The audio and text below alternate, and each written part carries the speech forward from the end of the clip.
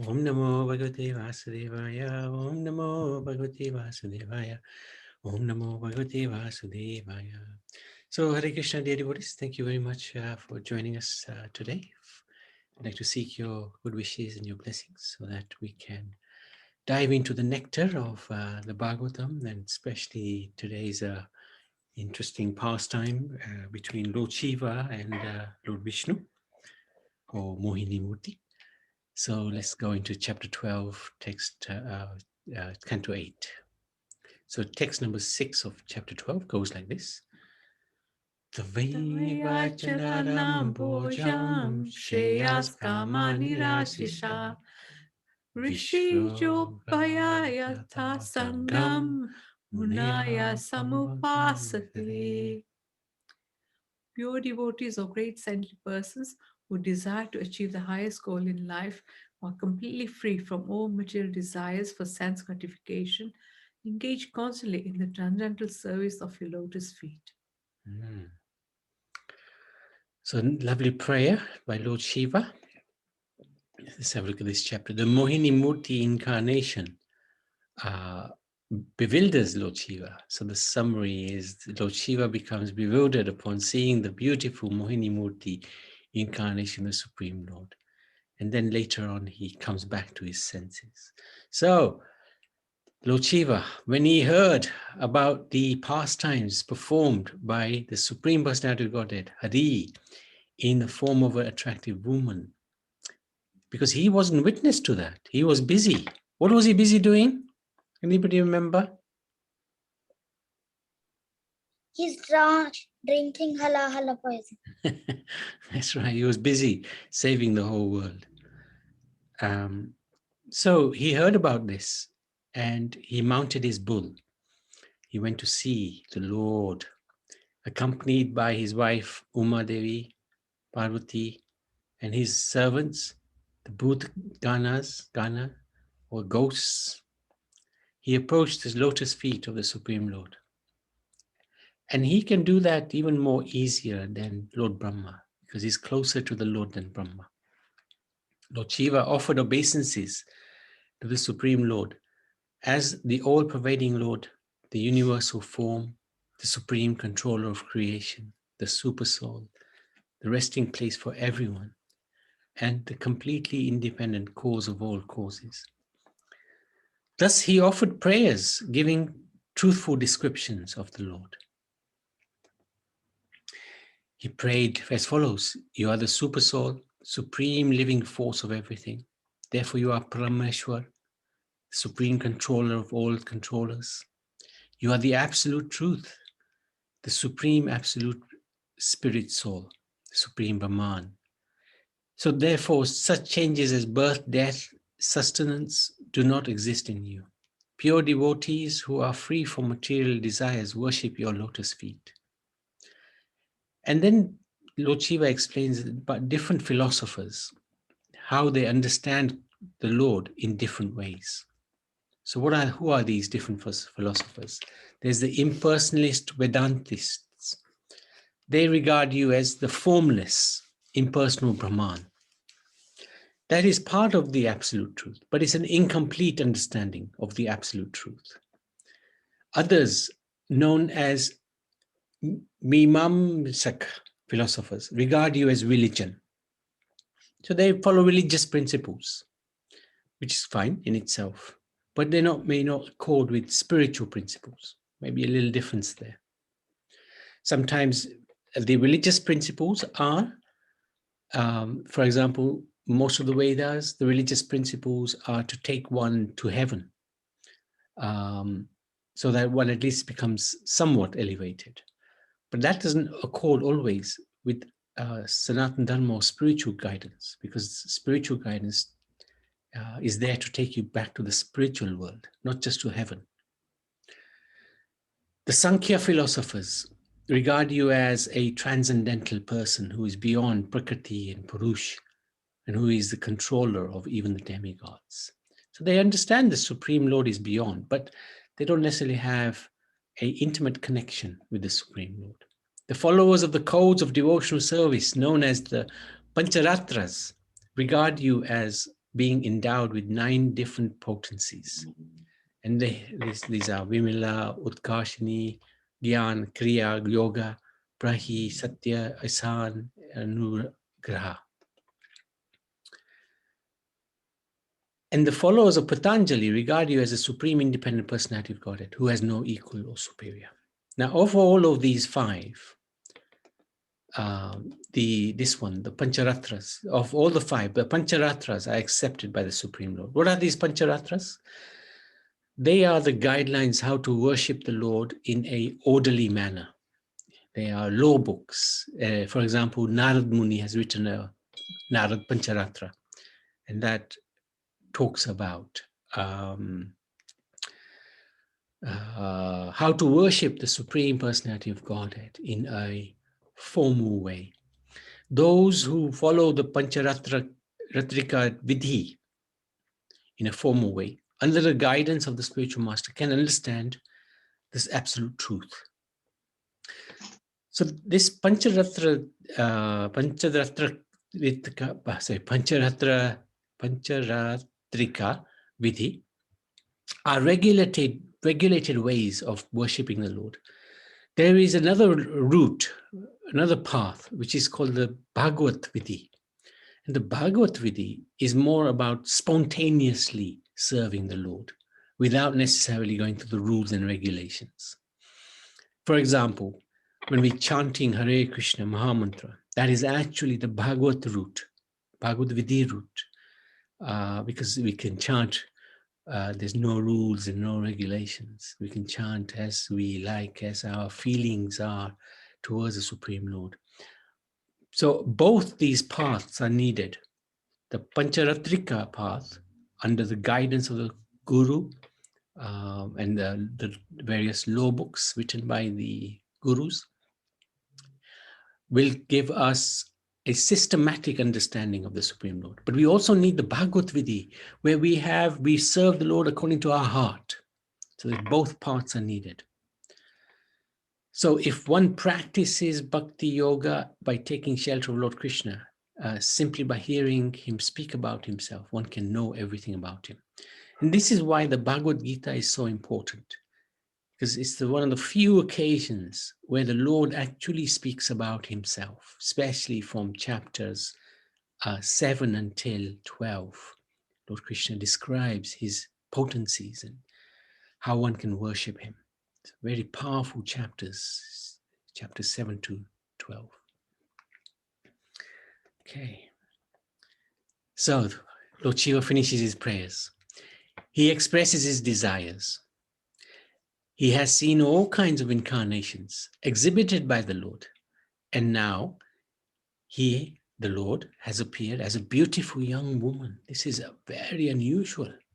Lord Shiva expressed the wish to see that form of the Lord. He'd never seen it. This form captivated the demons completely, and in this way enabled the demigods to drink nectar. And he was very eager to see this form. So the demons were completely captivated because their foremost problem is lust. The demigods weren't so captivated because their focus was on the nectar. They wanted the nectar. So they were not so captivated by Mohini Murti, but the demons were. Okay. The Supreme Lord, he smiled with gravity and he said, okay, I shall reveal to you that form which gives rise to lust. So he's giving him a hint here. It gives rise to lust. Are you sure you can handle it? The Lord was gravely smiling as he was thinking of how to captivate Shiva. Because Shiva is very self-controlled because he's married to Maya, Durga Mata. She is none different than Maya Devi herself, the illusory material energy. And he's not controlled. Durga cannot captivate Shiva's mind. Shiva's mind is always controlled. So he's in charge of Maya. But Vishnu, being Yogeshwar, the Lord of all mystic power, he would assume a form that could even captivate Shiva. So this is very, very unique pastime, very unusual, very easy to misunderstand as well. Lord Shiva knew that he could not be agitated by any so-called beautiful woman. So he thought, look, even the demigods were not agitated. What to speak of me? I'm the best of the demigods. Mahadev.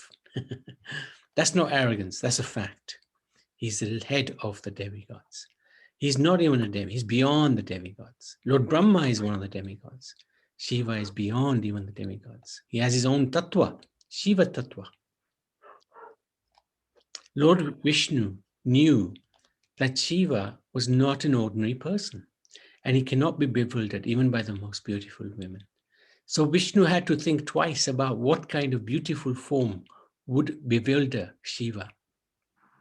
So by his words, this bit here, I shall reveal to you that form which gives rise to lust. He's warning him. By his words, Vishnu indicated to Shiva, this form, however, it cannot produce lust in you, who are the enemy of lust. But if you're curious, then please see it. This desire of yours, who are the conqueror of lust, you are the conqueror of lust, and a great yogi, will cause you to fall in a whirlpool of lust. So don't blame me.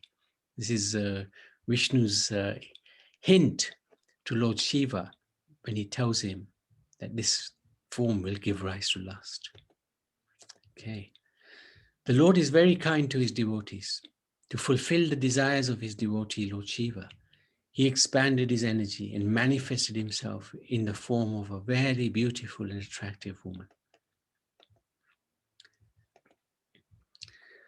Then Lord Vishnu immediately disappeared.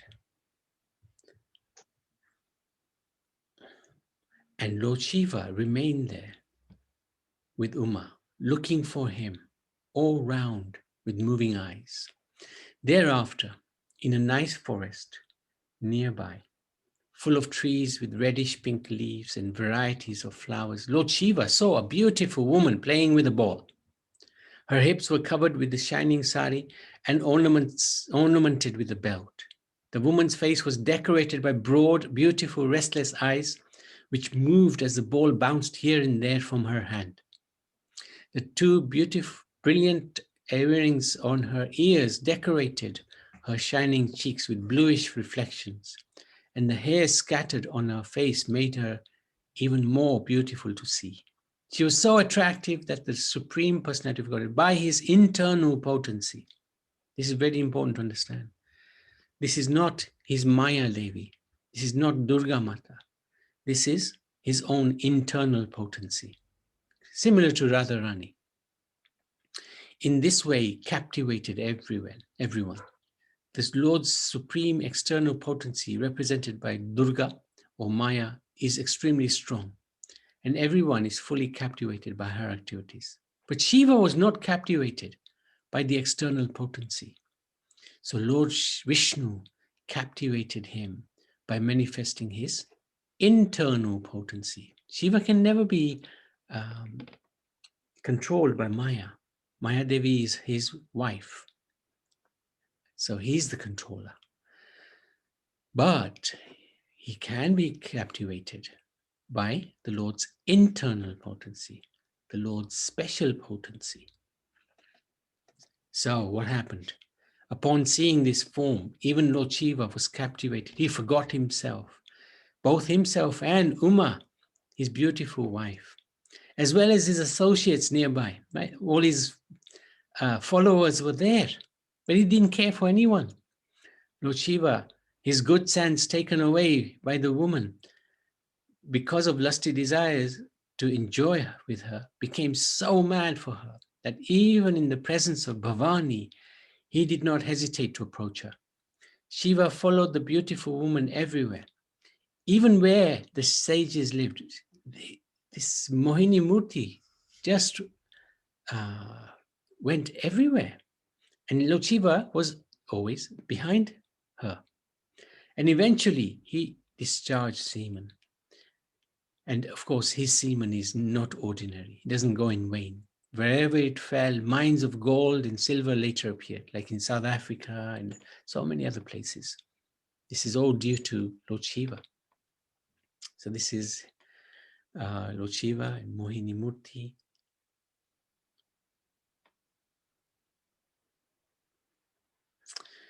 So now, one thing I forgot to mention, Mohini Murti went even where the sages lived, and Lord Shiva followed. So this was a message to the sages that lust, it can overcome anybody. So be careful. This is really an important instruction. Shiva could see how he had been victimized by the illusion created by the Supreme Lord. Thus he restrained himself from any further Maya. Shiva could understand his position and that of the Supreme Lord, who has unlimited potencies. Having reached this understanding, he was not at all surprised by the wonderful way Lord Vishnu had acted upon him. And he became proud of having such an exalted master and to be defeated by him. So seeing Lord Shiva unagitated and unashamed, Lord Vishnu was very pleased, and he resumed his original form, and he spoke as follows. So this is the difference between any ordinary person and Lord Shiva.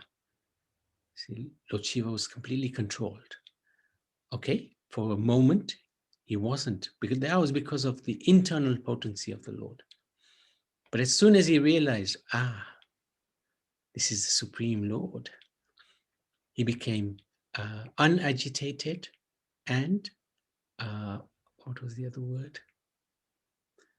Unagitated and unashamed. And he became very proud to have such an exalted master and to be defeated by him. Although you have been amply harassed, so this is the Lord is speaking to him, Vishnu, because of my potency in assuming the form of a woman, you are established in your position. Therefore, may all good fortune be upon you. The material external energy Maya, who cooperates with me in creation and who is manifested in the three modes of nature, will not be able to bewilder you any longer. This demonstrates that by the power of the Lord's external energy, everyone is captivated by the form of a woman in this material world. Again, however, by the grace of the Supreme Personality of Godhead, one can overcome the influence of Maya. So first, Shiva was captivated, but later, by the grace of the Lord, he restrained himself. It is this declaration, this connection, that only a pure devotee can restrain himself from the attractive features of Maya. Otherwise, once a living entity is trapped by the external feature of Maya, he cannot overcome it. So Maya is very strong, and we are all in it to one degree or another. And the idea is to take shelter of the Supreme Lord, not be agitated or ashamed. Just take shelter of the Supreme Lord. Let him assist us to get out of this world. After Lord Shiva was graced by the Supreme Lord, he circumambulated this Lord along with his wife Bhavani and his companions, the ghosts. Then, after taking permission from the Lord, he left for his own abode. Lord Shiva, in jubilation, then addressed his wife Bhavani. You have now seen the illusory energy of the Supreme Personality of Godhead, who is the unborn master of everyone. Although I am one of the principal expansions of his lordship, even I was illusioned by his energy. What then is to be said of others who are fully dependent on Maya? So then Bhavani used to often wonder, what do you do when you're meditating for so long? When I finished performing mystic yoga for 1,000 years, you asked me upon whom I was meditating. Now, here is that Supreme Person to whom time has no entrance and who the Vedas even cannot understand. So he worships Lord Vishnu, Sankarshan. So then Sukadev Goswami concludes this chapter by describing the transcendental qualities of Uttam Shlok, the Supreme Personality of Godhead. And by hearing about the Lord's transcendental qualities, one's endeavor will never be fruitless. One can annihilate all material sufferings, and one can annihilate all material sufferings. So very important chapter. It shows the difference between Shiva and Vishnu. It also shows the greatness of Vishnu and Shiva. Any questions, any comments?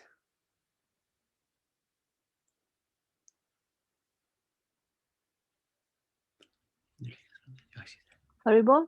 Hare Krishna. The way the Supreme Personality came as a Mohini, was that a proper test for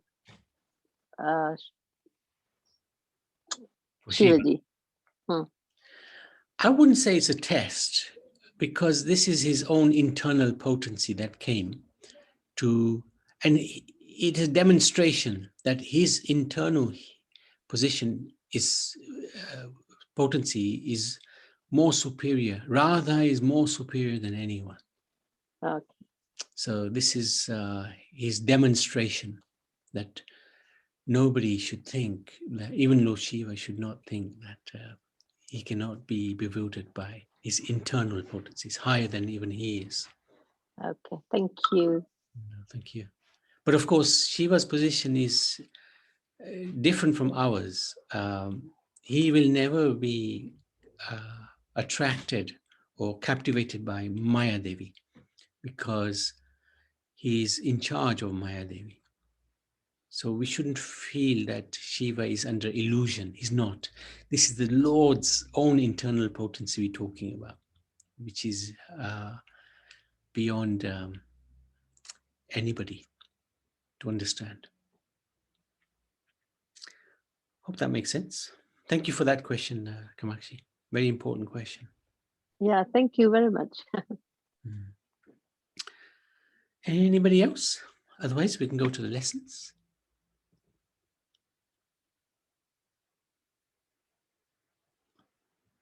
Let me just take out this thing here. Sorry, 1 second. Okay. Indule Kamaji, you there?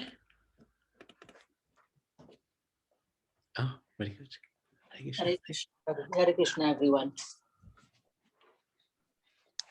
Hare Krishna. Grantaraj Srimad Bhagavatam ki jai. Lessons so far from Canto 8. Chapter 1. If we want to listen to the pastime of the Lord to perfect this human life, we should inquire submissively from a bona fide spiritual master and carry out the instructions dutifully.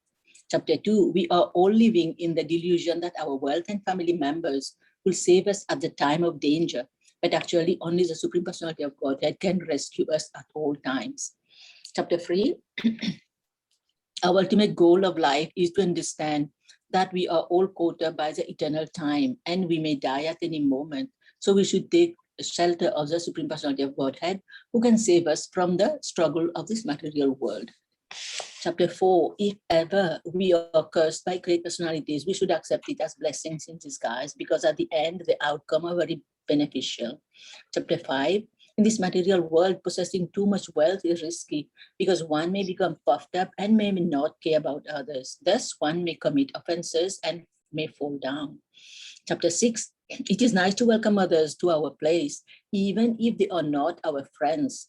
We should try to know their intention, as it could be for our own good.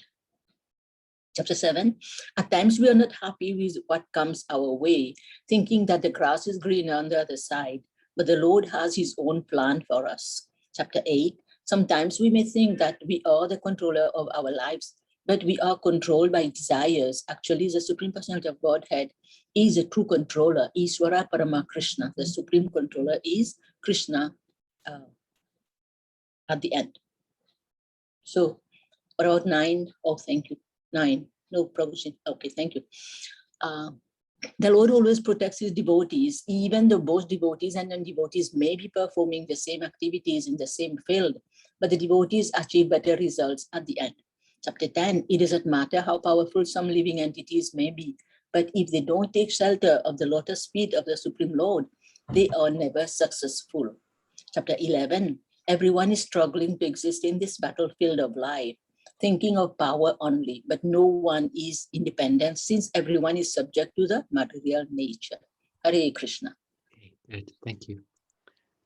Okay, so Madhusudan Prabhu, you were there?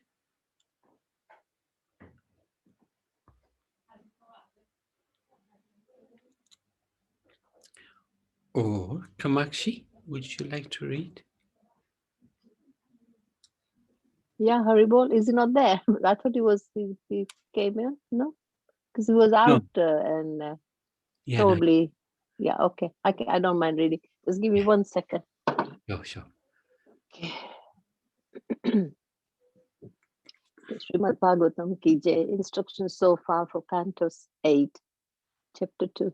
In the verse 8:1 to 10, Lord Shiva is inquiring from the Lord, "O my Lord, I who am considered to be the best of the demigods, and Lord Brahma and the great Rishi, headed by Marichi, are born of the mode of goodness. Nonetheless, we are bewildered by your illusory energy and cannot understand what the creation is. Aside from us, what is to be said of others like the demons and the human beings who are in the base modes of material nature, Rajoguna and Tamoguna? How will they know you?" And in the purport, Srila Prabhupada explains, there are so many philosophers trying to understand the absolute truth, but since they are situated in the base qualities of material nature and are addicted to so many bad habits like drinking, meat eating, illicit sex, and gambling, how can they conceive of the Supreme Personality of Godhead? For them, it is impossible. For the present day, the Pancharatras Vidhi as initiated by Narad Muni is the only hope. So we are being instructed to understand this Vidhi as our only hope. Is that it? Yeah. Hare Krishna. Hare Krishna. Thank you so much. Very good. Okay.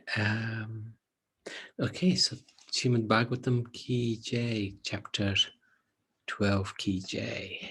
Oops.